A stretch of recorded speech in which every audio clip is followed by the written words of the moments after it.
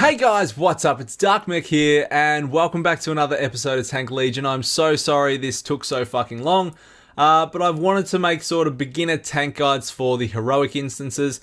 By the time I got round to them though, I'd outgeared them by such a large margin, it just wasn't sort of realistic. So I went and leveled my Demon Hunter, which I've just finished, hence the delay on these videos.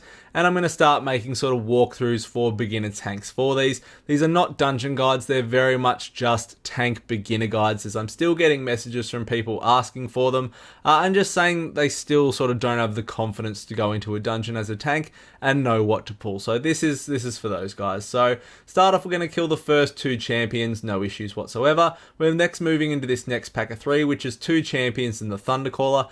Interrupt the Thunderbolts if you can. The DPS will get marked with a large blue circle. If they're not running out, make sure you are as the tank, but otherwise you shouldn't have too many issues on that pack. Remember to cycle your active mitigation. Next pack, you've got 2 champions, 2 Thundercallers, and a Stormdrake. Try and interrupt the Thundercallers with the Thunderbolts again. Watch for the blue circles. The Stormdrake is your big focus though. Face it away from the group. It does a lightning breath. As it starts to cast the lightning breath, if you move, it moves with you. When it gets to the end of the cast, whichever way it is facing is where it breathes. So make sure you just sort of stand there. When the lightning breath gets to the end, move out of it. That's pretty much it. Use your AMS or your magic dampening cooldowns there. Make sure you're using your active mitigation. Don't be afraid to use a cooldown as well. Then we're on to the first boss, which is Heimdall. Now, Heimdall will use his Horn of Valor to summon these drakes. And you can see this room is split into 3 sections, top, middle, and bottom. There is a drake coming in at the top right now, so I've moved out of that top section. It goes across, it breathes a large storm breath, and then tornadoes come out of that. You just need to dodge them. Heimdall will also cast a thing called Dancing Blade. It's these swirly swords on the ground, which will target a non-tank player, and it will leave that swirling sword on the ground. You just need to make sure you're giving your DPS enough room to maneuver around them with your tank positioning. Lastly, he does a thing called Bloodletting Sweep. You want to be using your active mitigation there and make sure he's facing away from your group, reason being it's a frontal cone attack that you don't want other people getting hit by it. So just watch where you're facing him when you're using that, and as I said, be liberal with your active mitigation and your cooldowns as well. The first Horn of Valor, you're going to get 1 Drake. The second one, you're going to get 2. So we were just about, on our second there, we had 1 at the bottom and 1 coming into the middle, but we managed to kill him before that got up. Now, generally in DPS, in groups these days, you're going to have probably somebody geared enough in your group where you're going to be pushing through this rather quickly. Now there's a padding sentinel at the bottom. We're going to skip that and go to whatever side it's not on, and we're going to pull these 3 up the stairs. The mystic is the big one. Make sure you're interrupting the heal and the rune that it'll try and put on the ground. If a rune does get off on the ground, make sure you move the mobs out of it. This next pack is pretty big. Don't be afraid to use cooldowns, active mitigation, stuns, mass grips, whatever you've got. You can see the Mystic got a rune of healing on the ground off there. Make sure you drag them out of that if it gets off. Next, I'm going to line of sight this Mystic in this champion around the corner. To do that, go around the corner, hit him with a ranged attack, a taunt or something like that, and then just maneuver yourself around the corner so you are not in their sight. It's called line of sight pulling. It's a great way if you're pulling rooms of things with padding adds and things like that, and you don't want to aggro more things that you don't need to. We're going to grab the padding sentinel next. It does a crackle which will target one random person and it'll shoot out a front line of electricity. They'll then do this pulse knockback. It's a big blue circle on the ground. Make sure you're moving out of it or face your back to a wall and you'll just get punted into the wall. It doesn't do a hell of a lot of damage. Next, we're going to get these 3 again, a champion, a Thundercaller, and a Rune Carver. The Rune Carver is the big focus for interrupting guys. They do a hell of a lot of damage, especially if you move up into Mythic Pluses and things like that. You really do want to hug the left wall as well, but there is a padding sentinel that generally nearly someone in every group is going to pull. Again, same mechanics, just make sure you grab it and DPS it down. If you hug the wall here, you can get around, but generally speaking, groups, somebody is going to pull it. So we're going to keep killing these 3 as well. Champions and Thundercallers.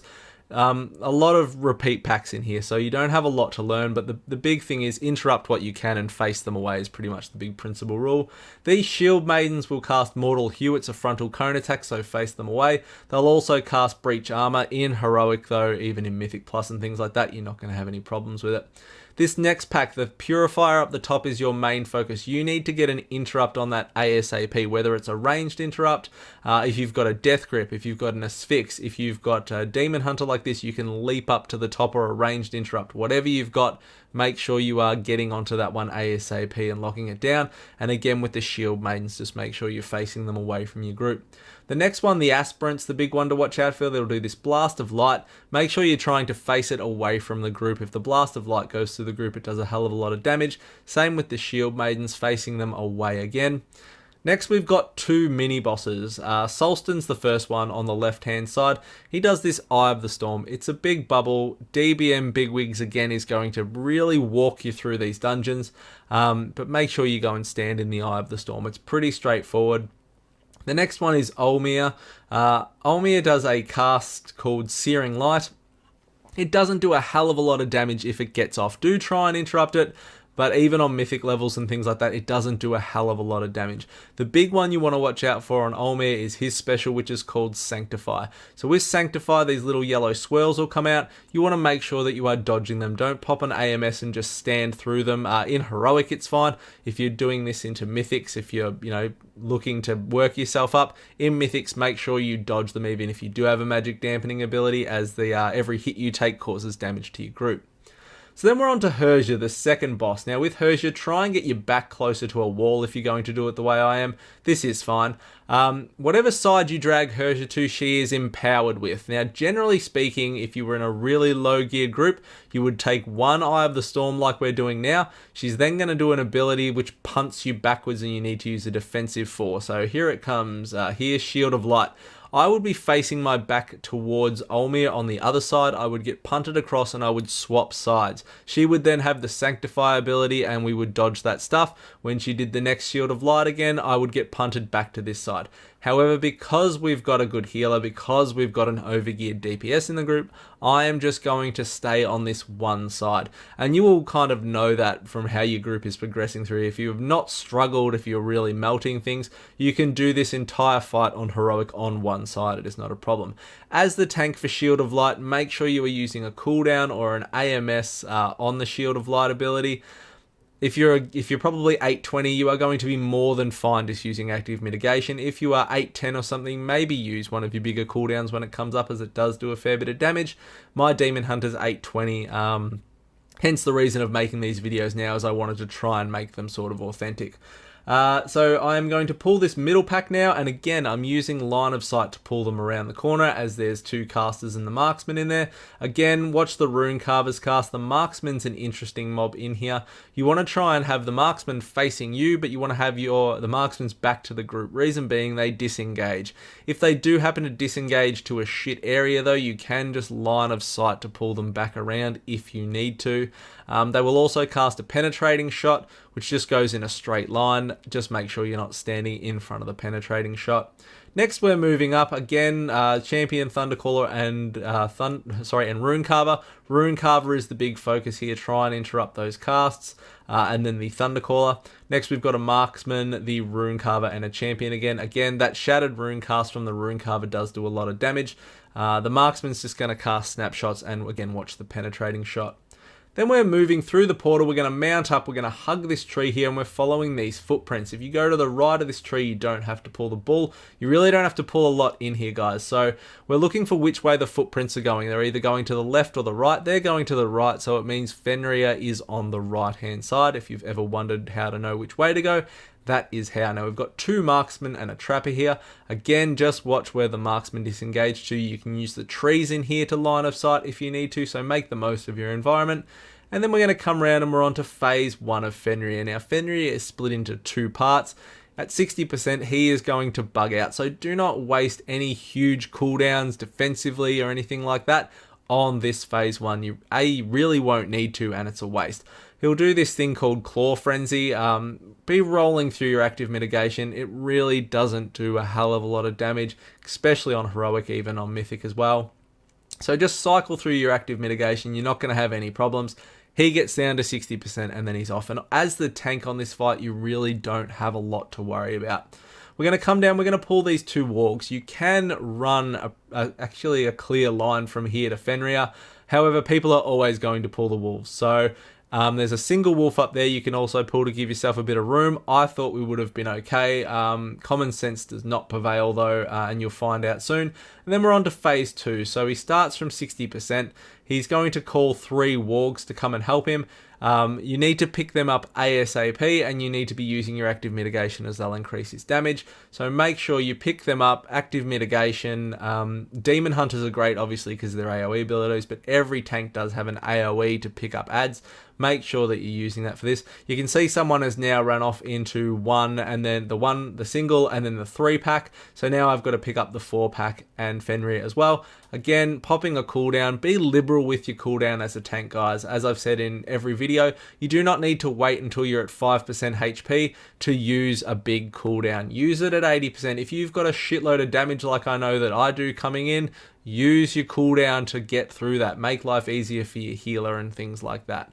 That's what your job as a tank is. So you can see there, as a tank, Fenryr is really nothing. Pick up the adds that spawn, roll through your active mitigation, use a cooldown if you're going to take a big bit of damage when he summons the wargs, or if someone pulls a lot of extras. That is pretty much it. Nothing else for you to focus on from a tank role. Next, we're coming up here to these 2 last sentinels. You cannot mug the sentinels or anything like that. You are going to have to pull them. Again, the crackle, the knockback, the sentinels really aren't going to give you any problems. Especially when you've got the speed buff after killing Fenryr, so you can dart in and out. Once they're down, we're heading up into the final room, which is Odyn's room, and we're going to have to fight 4 kings before we can start. So we're going to start off at King Bjorn. King Bjorn is the best one to start off at. Why is he the best one to start off at? Because someone wrote it on Reddit ages ago, and that's just what I've always done. So starting off on Bjorn, he's going to throw a wicked dagger on someone. It does nothing, and as a tank, you don't have to worry about it. King Tor is also going to throw a wicked dagger on someone, and again, as a tank, you don't have to worry about it. He is going to do a thing called Call Ancestor, which as a tank, you do have to worry about it. If it's not CC'd, make sure you kite the boss away from that Ancestor. Don't let the Ancestor reach it. When you get over to the last 2, you fight them at the same time. Now, they both call Ancestor. They have Sever, so make sure you're using your active mitigation on that. They'll also do a thing called Unruly Yell, which you want to interrupt if you can. But again, the Ancestors are the big ones. Make sure you are kiting the Ancestors away from the mini-bosses and don't let them reach them. But you can CC them, roots, paralysis, and things like that. And most of the time, they do get CC'd.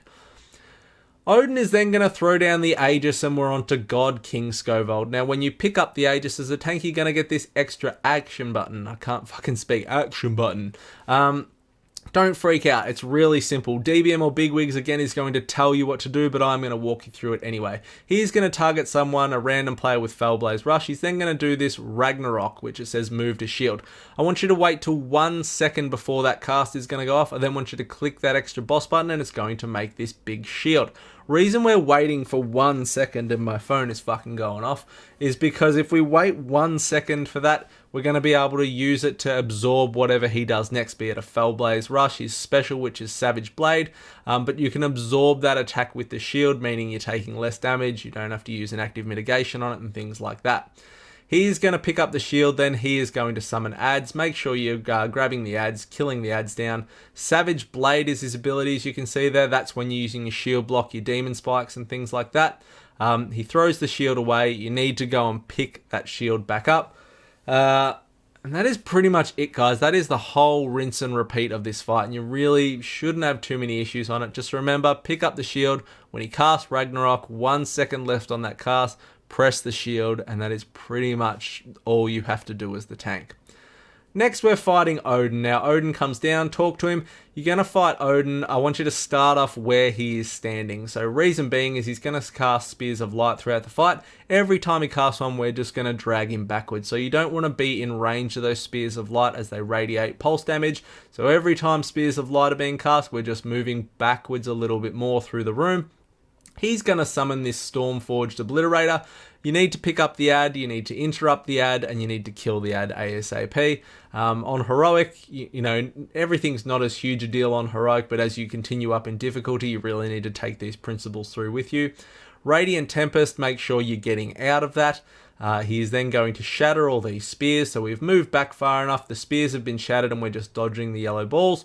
Then he's going to put a rune on our head. Now you need to go and find wherever the rune is on your head, you need to find it on the ground, get into that rune before it expires. You do have enough time on Heroic to get there, but if that time expires and you don't, you actually get taken out of the fight.